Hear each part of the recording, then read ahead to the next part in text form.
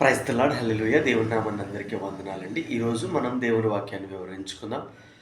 ఈ ఉదయకాల సమయం ముందు దేవుని వాక్యము యెషయా గ్రంథము 41వ అధ్యాయము 11 నుంచి 13 వచనాలు మనం చదువుకుందాం. నీ మీద కోపపడిన వారందరూ సిగ్గుపడి విస్మయమొందెదరు. నీతో వాదించువారు మాయమై నశించిపోవుదురు. నీతో కలహించువారు నీవు వెదుకుదువు గాని వారు నీకు కనుగొనలేకపోదువు. నీవు యుద్ధము చేయువారు మాయమైపోవుదురు, అభావులగుదురు. నీ దేవుడైన యెహోవానగు నేను భయపడకము, నేను నీకు సహాయం చేసేదనని చెప్పుచు నీ కుడి చేతిని పట్టుకొనుచున్నాను. దేవునికి స్తోత్రం కలుగును గాక. ప్రియ సహోదరి సహోదరుడా, మనకి ఒకానొక శ్రమ రాగానే, ఒకానొక సమయం అప్పుడు మనకి శ్రమ రాగానే మొట్టమొదటిగా మనం దిగులు చెందుతూ ఉంటాం. మనం దిగులు పడవలసిన అవసరము లేదు. దేవుడు మాట్లాడుతూ ఉన్నాడు, నువ్వు దిగులు పడవలసిన అవసరము లేదు. దేవుడు ఏమంటున్నాడు చూడండి, నీ మీద కోపపడిన వారందరూ సిగ్గుపడి విస్మయం పొందుతారు. నీ మీద ఎవరైతే కోపపడ్డారో, నీ మీద ఎవరైతే అసహ్యమును పెంచుకున్నారో, నీ మీద ఎవరైతే ద్వేషమును పెంచుకున్నారో వారందరూ కూడా విస్మయము పొందుతారు.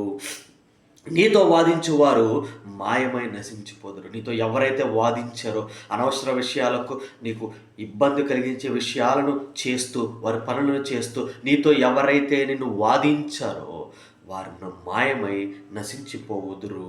తర్వాత నీవు వారిని కలహించిన వారు, నీతో వారు కలహం పెంచుకున్నవారు, నీతో గొడవ పెట్టుకున్నవారు, నీతో ఉన్నవారు అందరూ కూడా ఏమైపోతారట, నువ్వు వాళ్ళని వెతికినా సరే కానీ వారు కనిపించరటండి నీకు.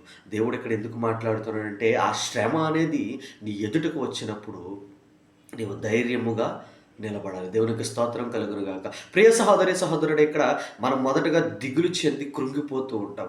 నువ్వు ఆ కృంగతను పక్కన పెట్టాలి. దేవునికి స్తోత్రం కలుగును గాక. ఇంకా ఏం మాట్లాడుతున్నాడో చూడండి, నీతో యుద్ధము చేయువారు మాయమైపోదురు, అభాగులవుదురు. నీతో ఎవరైతే యుద్ధము చేస్తారో, యుద్ధం అంటే అక్కడ అర్థం ఏంటో తెలుసా అండి, నీతో ఎవరైతే ఎప్పటికప్పుడు నిన్ను బాధ పెడుతూ, నిన్ను వేదనకు గురి చేస్తూ, నిన్ను ఇబ్బందులకు గురి చేస్తూ, నిన్ను రకరకాలైనటువంటి పరిస్థితులకు గురి చేస్తూ ఉన్నవారో వారిని ఏం చేస్తారటంటే అభావులైపోతారట.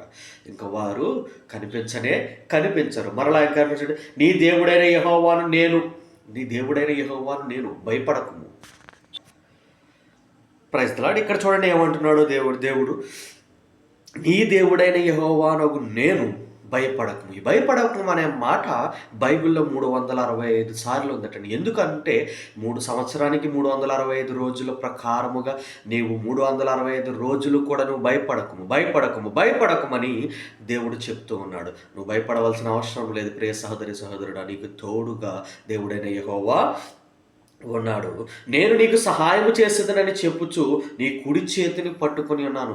దేవుని కుడి పార్శ్వం పక్కన కూర్చొనే స్థానము మనకు కలగాలని అంటే నీవు నీతిని, న్యాయమును, ధర్మమును అన్నింటినీ అనుసరించుచు నువ్వు చక్కగా వెళ్ళిన రోజున ప్రియ సహోదరి సహోదరుడా, నీకు వచ్చిన శ్రమ నీ ముందు నుంచి తొలగిపోతుంది. దేవునికి స్తోత్రం కలుగును గాక. ఎన్నో సంవత్సరాలుగా నువ్వు బాధపడుతున్న శ్రమ నిన్ను దూరం అవుతుంది. ప్రియ సహోదరి సహోదరుడా, నీవు పరిస్థితులను బట్టి నీవు మారచ్చేమో, కానీ దేవుడు మారేవాడు కాదు.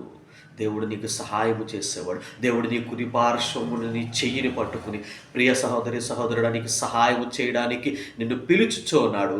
నీవు కనులను తెరిచి, మూసుకుపోయినటువంటి కనులను తెరిచి చూచుకుని ఎడల దేవుడు నీకు సహాయము చేయును. దేవునికి స్తోత్రం కలుగును గాక.